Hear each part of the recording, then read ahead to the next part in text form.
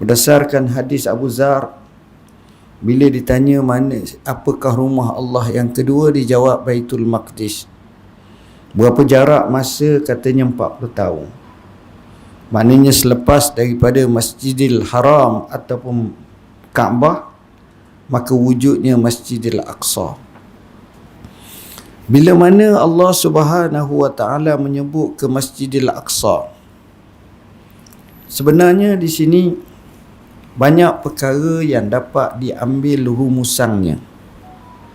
Pertamanya adalah Masjidil Aqsa memang terkenal sejak dahulu lagi. Di situlah Allah sengaja menyebut dengan kalimah allazi barakna haulah, yang kami berkatkan sekelilingnya, yang disebut sebagai dataran Syam, yang mewakili Syria, Palestin, Jordan dan juga Lebanon. Kawasan ini di antara kawasan yang terkenal dengan Ardun Nubuwah, bumi kenabian. Banyak para nabi lahir di situ, atau pernah singgah di situ, atau menetap di situ. Antaranya Nabi Allah Ibrahim alaihissalam, antaranya Nabi Musa, antaranya Nabi Isa, antaranya Nabi Zakaria, antaranya Nabi Yahya, dan banyak sangat. Maka keberkatan itu dilangsungkan lagi dengan sahabat-sahabat mula membuka negara tersebut dengan futuhat. Bagaimana Sayyidina Umar buka Palestin dengan mengambil daripada kunci yang diserahkan oleh Padri Agung mereka Safarianus. Begitu juga kita akan lihat bagaimana para sahabat radhiyallahu anhum yang cukup ramai berada di situ. Antaranya Abu Ubaidah Al-Jarrah yang mati syahid akibat ta'un yang terkenal dengan nama ta'un Amawas.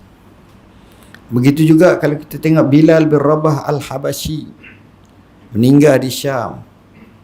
Begitu juga dengan Ibban ataupun Abban, anak kepada Sayyidina Osman, dan ramai lagi tuan-tuan.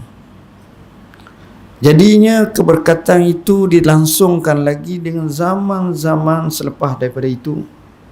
Aulia Allah dan ramai orang-orang soleh duduk situ.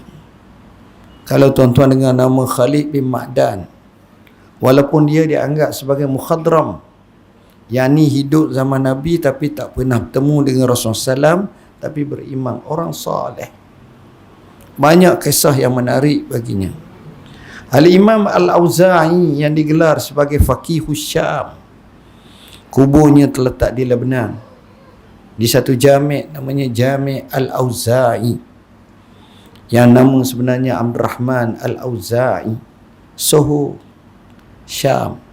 Al-Imam Nawawi yang menjadi rujukan utama mazhab Syafi'i, muhaddis yang terkenal Abu Syamah.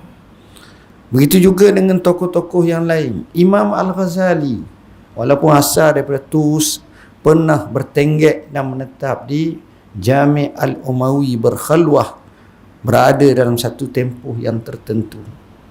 Nak ceritanya memang ramai, memang tak terbilang. Ibnu Asakir, pakar sejarah yang terkemuka. Allamah Ibnu Katsir, yang juga menjadi mufassir, muarris dan muhaddis. Maknanya negeri mereka ni kaya dengan ulama-ulama, orang-orang soleh, orang-orang yang bertakwa. Sebab itu disebut berkah.